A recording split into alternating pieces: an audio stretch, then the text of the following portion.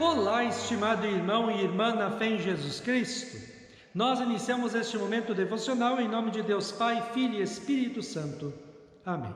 Façamos oração. Ó Senhor nosso Deus, nós te louvamos pela noite que se passou, te louvamos por esse novo dia, que nós possamos recebê-lo da tua bondosa mão como um presente maravilhoso para ser vivido para a tua honra e para a tua glória. Ó Deus, fala agora conosco através da tua palavra. Aumenta-nos a fé, a esperança e o amor. Isso te pedimos e agradecemos em nome de Jesus Cristo, teu Filho, nosso Senhor e Salvador. Amém. Que a graça, a paz e o amor daquele que veio, daquele que vem e daquele que virá em glória, Jesus Cristo, nosso Senhor e Salvador, permaneça hoje para sempre com todos vocês. Amém.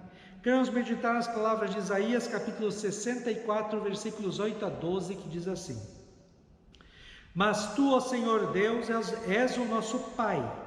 Nós somos o barro, tu és o oleiro. Todos nós somos feitos por ti. Não continues tão irado, ó Senhor, nem lembres para sempre os nossos pecados. Não esqueças que somos o teu povo. As tuas santas cidades viraram deserto, Jerusalém está arrasada, o monte Sião está abandonado. O nosso belo e sagrado templo, onde os nossos antepassados te louvaram, foi destruído pelo fogo. Tudo o que amávamos está em ruínas. Vendo tudo isso, ó Senhor, não vais fazer nada? Será que vais ficar calado e nos castigar ainda mais? Estimado irmão e irmã, você sabe quando faz uma bobagem e se arrepende muito depois? Como a pessoa se sente quando faz um erro e depois este erro prejudica a sua vida? Assim estava o povo de Deus. Eles estavam arrasados porque fizeram uma bobagem e estavam pagando um alto preço por ela. Foram 70 anos de escravidão na Babilônia, porque eles fizeram a bobagem de abandonar Deus, sua palavra, oração e a igreja, e foram adorar outros deuses e praticar pecados. Quanta bobagem! Abandonar a Deus é a pior coisa que o ser humano pode fazer. Tudo que a gente faz neste mundo tem consequências, não é? Para o povo de Deus da época do profeta Isaías, a bobagem que eles fizeram de abandonar Deus, sua palavra, oração e igreja, teve como consequência o seguinte, diz Isaías: tudo o que amávamos está em ruínas. Bobagem também fez o ser humano quando, lá no início da criação, resolveu deixar Deus de lado e fazer o que bem entendia. Quando Adão e Eva desobedeceram a ordem de Deus de não comer do fruto da árvore do conhecimento do bem e do mal. Quando o ser humano praticou o pecado, ele trouxe sobre si mesmo e toda a criação o mal, a injustiça, o sofrimento, a desgraça e a morte aqui no inferno. Tudo o que amávamos estava em ruínas. Milhares e milhares de anos depois, nós ainda sofremos deste pecado. Como diz Romanos 5,12: o pecado entrou no mundo por meio de um só homem, e o seu pecado trouxe consigo a morte. Como resultado, a morte se espalhou por toda a raça humana, porque todos pecaram. O povo de Deus do Antigo Testamento, conhecendo o amor de Deus, implora pelo perdão de Deus e salvação. Isso aconteceu para eles quando Deus os libertou através do imperador persa Ciro em 538 a.C. e os levou novamente para Jerusalém. Nós, pecadores, somos escravos do pecado e, como consequência, sofremos e temos à nossa frente a morte aqui e a eternidade no inferno. Juntos com o apóstolo Paulo, perguntamos em Romanos 7,24: como sou infeliz! Quem me livrará do corpo desta morte? Nós, por nós mesmos, não podemos fazer nada para sermos salvos e chegarmos aos céus. Nós somos corrompidos pelo pecado. Precisamos desesperadamente de ajuda, de salvação de fora. E isso aconteceu quando Jesus Cristo veio ao mundo, conforme o apóstolo Paulo diz em Romanos 5, 7 a 9. Mas Deus nos mostrou o quanto nos ama. Cristo morreu por nós quando ainda vivíamos no pecado. E agora que fomos aceitos por Deus por meio da morte de Cristo na cruz, é mais certo ainda que ficaremos livres por meio dele do castigo de Deus. Assim como o povo de Deus do Antigo Testamento foi libertado da escravidão da Babilônia por Ciro, nós fomos libertados da escravidão do pecado, do diabo e do inferno por Cristo.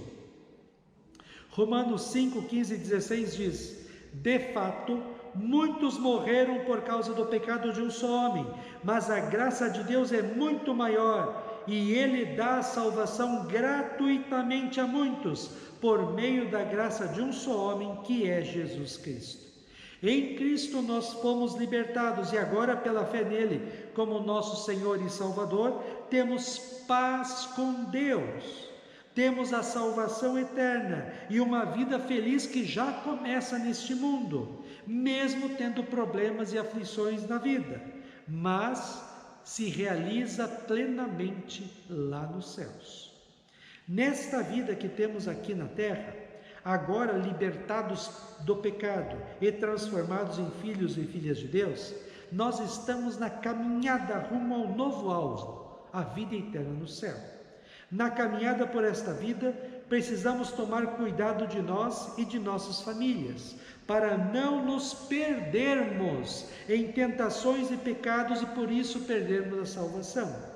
Para não perdermos Jesus Cristo. Depois que subiu aos céus, Ele enviou seu Espírito Santo para estar conosco. E é o Espírito Santo que nos transformou. É o Espírito Santo que mantém a fé em nós pela palavra de Deus e pela Santa Ceia. Isaías disse assim para Deus no texto de hoje: mas tu, ó Senhor Deus, és o nosso Pai, nós somos o barro, tu és o oleiro, todos nós fomos feitos por ti. Assim como o oleiro trabalha o barro para torná-lo uma obra de arte, Deus também está trabalhando em nós, para que nós, que já somos a obra de arte de Deus, sejamos completados, finalizados lá nos céus. Deus trabalha em nós quando nós ouvimos a sua palavra, quando participamos da igreja e quando, fortalecidos na fé, vivemos uma vida santa, bonita e agradável a Deus, segundo a sua palavra. Estimado irmão e irmã, deixemos Deus ser Deus em nossas vidas. Deixemos Ele trabalhar em nós e por nós, para nos fazer felizes. Não façamos a nossa vontade, que é falha e pecaminosa, mas a vontade de Deus, que é perfeita, correta e dá felicidade. O povo de Deus do Antigo Testamento viu que o abandono de Deus trouxe somente desgraça para eles. Eles pediram perdão a Deus e imploraram a sua ajuda, e Deus os ouviu e os salvou. Que deixemos Deus trabalhar em nós, que diariamente perguntemos a Deus: Senhor, o que Tu queres que eu faça, que eu fale e que eu pense? Provérbios 3, 5 a 10 diz assim: confie no Senhor de todo o teu coração e não se apoie na sua própria inteligência. Lembre de Deus em tudo que você fizer e Ele lhe mostrará o caminho certo. Não fique pensando que você é sábio. Tema o Senhor e não faça nada que seja errado, pois isso será como um bom remédio para curar as suas feridas e aliviar os seus sofrimentos. Adore a Deus, oferecendo-lhe o que a sua terra produz de melhor. Faça isso, e os seus depósitos ficarão cheios de cereais, e você terá tanto vinho que não será capaz de armazenar. Amém. Façamos oração. Ó Senhor nosso Deus, nós precisamos de Ti. Precisamos do Teu amor. Precisamos da fé que vem de Ti. Precisamos de esperança. Precisamos de sabedoria. Por favor, ó Deus, age em nós. Trabalhe em nossas vidas para nos transformar.